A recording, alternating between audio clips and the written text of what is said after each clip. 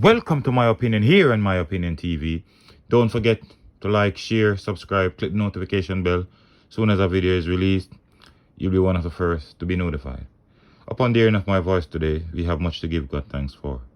So many persons went to bed last night with the dreams and aspiration of getting up today and are not numbered among the living. So whether you're struggling, whatever your circumstances might be, we still have a lot to give God thanks for.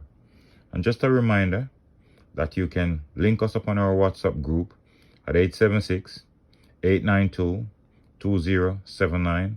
That's 876-892-2079, and it will be on screen. And we can have our conversation there. The last couple of days I've been really busy trying to fix some family issues, so I was not really available to do my opinion, but I'm back at it.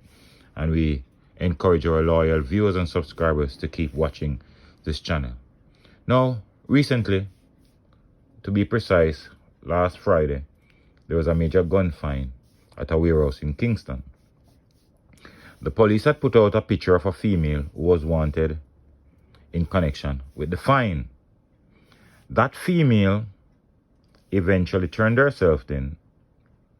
She was interviewed and released. However, the police, especially head of criminal investigations, Deputy Commissioner of Police Fitzbailey, indicated that two men are believed to be the key players in the illegal importation of firearms. Arrangements are being made for them to be interviewed in the presence of their attorneys. They were held by the police. Bailey is encouraging law-abiding citizens to support the police by sharing information about guns and gangs. CTOC was called in on March 4 when 18 pistols, 3 rifles, 51 magazines, and 2,216 assorted rounds of ammunition were seized at a Kingston-based warehouse. The illegal weapons were discovered when customs officers were examining barrels and noticed abnormalities. Well, let me put it this way. Again, we congratulate the police, and we see customs have been stepping up the efforts to stop illegal weapons coming into our islands. Prime Minister Joe Holness had made it clear that some of the custom officers have dropped the ball, and that is why some of these weapons are coming in to our country. Well, clearly, based on what we have seen in the last couple of weeks, the custom officers seem to be tightening the screws. For all of 21 guns to be taken off the streets, that to be honest, the 21 guns were heading to the streets and they were removed before they touched the streets. It's a great find. Now that 2 men are in custody for it, we hope that the police will dig until they find out who sent these weapons here, where these weapons were heading. And we have to learn to start working with Uncle Sam so that the persons who are sending these weapons will be caught, extradited to Jamaica, and face the full force of the law. Our country has been infiltrated with weapons. Sometimes you wonder, now tell me, when you have 21 guns coming into Jamaica, 51 magazines, 2,216 assorted rounds of ammunition, in reality, that's 2,216 lives. 2,216 lives.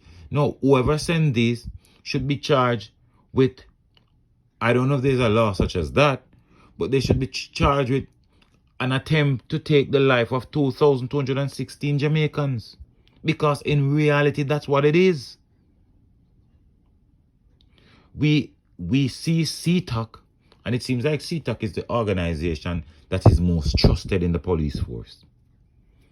Jamaicans are reaching out more to CTOC based on what we see. And I have no problem with that. There must be somebody or some arm in the police force that someone can trust. And we hope the police will continue to add pressure to these criminals. My only reservation is that when these weapons are found, I would not want the police to just come and say, hey, we find 21 weapons already.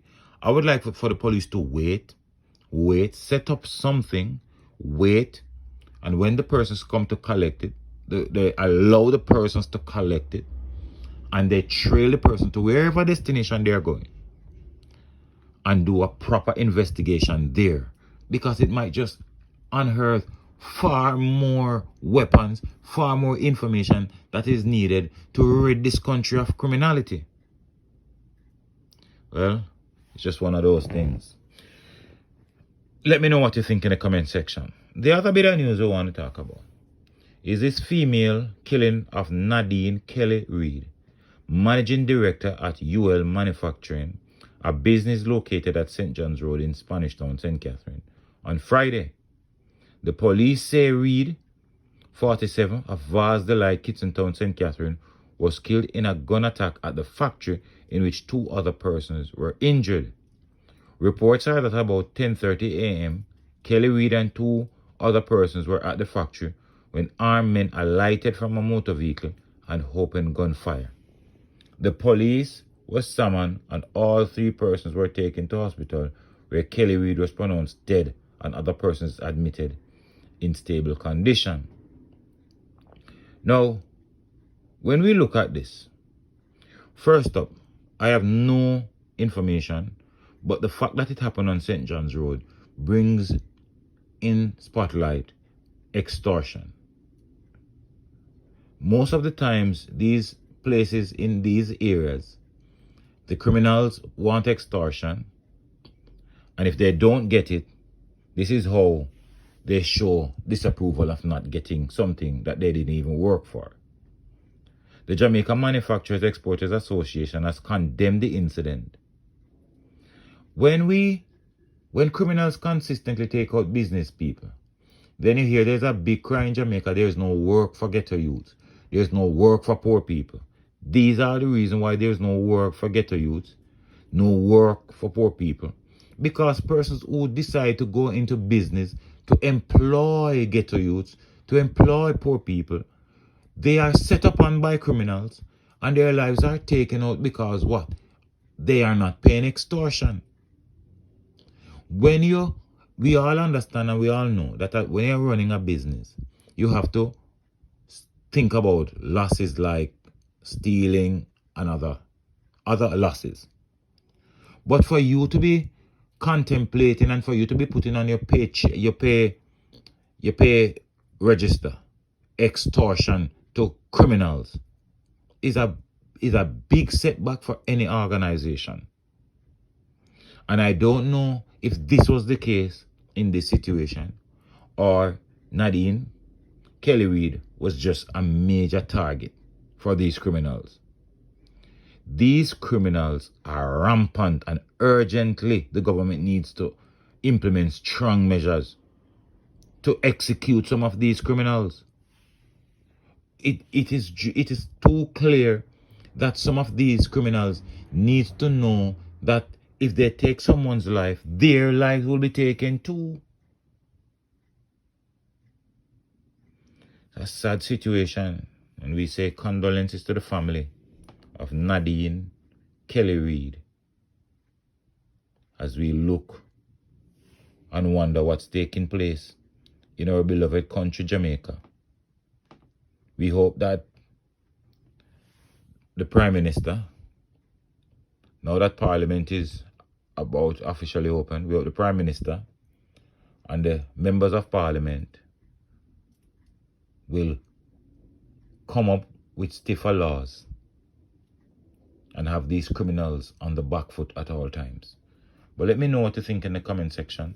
Don't forget to like, share, subscribe. Click the notification bell so as soon as a video is released, you'll be one of the first to be notified. Until next time, stay safe. Look out for a neighbor. Look out for a loved one. And most of all, keep it locked on My Opinion TV.